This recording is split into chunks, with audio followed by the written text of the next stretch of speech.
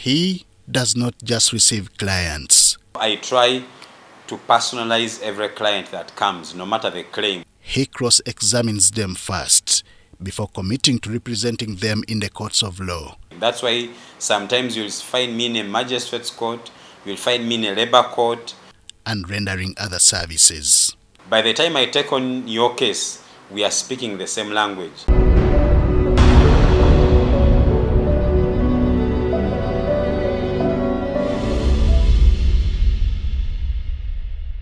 Had it not been for factors beyond his control, Counsel Anthony Wameli Yeboah would be living his secondary school dream of becoming a medical doctor. I used to drink a lot, and I used to escape from school to go and drink, and I'll come back so tired and couldn't do my physics class yet because it was so early in the morning. Unfortunately, the last test I did in physics, I was the best in class. But because of those reasons, I could not pursue it. Then in HSC, I changed my dream and started to dream to become a lawyer. Born in Namisindwa district, in the Bugiso sub-region of eastern Uganda, Wameli attended Kamocha Islamic Nursery and Primary School. This was before joining City High School in Kololo, from where he proceeded to Busoga and Tororo colleges for his O-levels. Upon completion of A-level at Uganda Matters High School, Lubaga, he was admitted for a Bachelor's of Education degree at Makerere University. However, he never pursued education to the end, and this is why.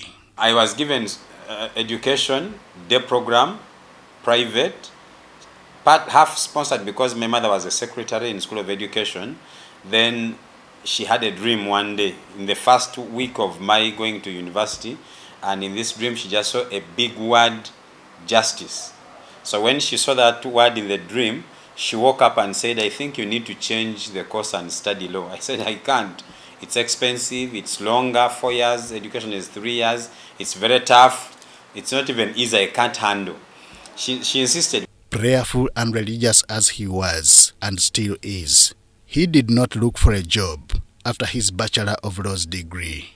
He instead embarked on a Christian gospel preaching mission in Tororo, from where he was called for a job at a law firm in Kampala. I left Tororo, came back to Kampala, and met a gentleman called Rutiba Daniel, very wonderful man with his wife, Patricia. The firm was by then called Wameli Advocates. So he asked me whether I wanted to work. I said, yes, I wanted to work. He asked me whether I was born again. I said, well, you just called me from a mission ground. I've been preaching. He told me you have the job. So the following day, I started working with Wameli Advocates, which is now Uganda and Company Advocates. But this was not enough, and that is how he sought to become a judicial officer, consequently applying for a job of a magistrate. And by the time I applied, I did not have my certificate from LDC. I had not had completed but not yet graduated. So I put in an application for a magistrate's post when I didn't have enough paperwork. One of them was pending. But by faith, I said, let me put it in. After 2 years, after I had graduated, I had enrolled as an advocate of the High Court of Uganda, working now with my new firm, Wameli and Company Advocates. I received a text message from the Judicial Service Commission saying, hey, come for interviews, you made an application. How and why he left judicial service is a question he and no one else can answer. By the time I became a magistrate, I already had a law firm. And I thought someone would either buy out my interest in the law firm or continue with the law firm to serve the people and also make some money. And I could get some money also as the owner or the proprietor for the goodwill. I failed. I failed to get that person. I failed to get that deal through. And the dream to serve as a lawyer, I think, continued to haunt me. And every day I would resign as a magistrate, but because I needed to be sure, I continued working until I decided, no, enough is enough. I have to choose to either be a practitioner in private practice or to be a judicial officer.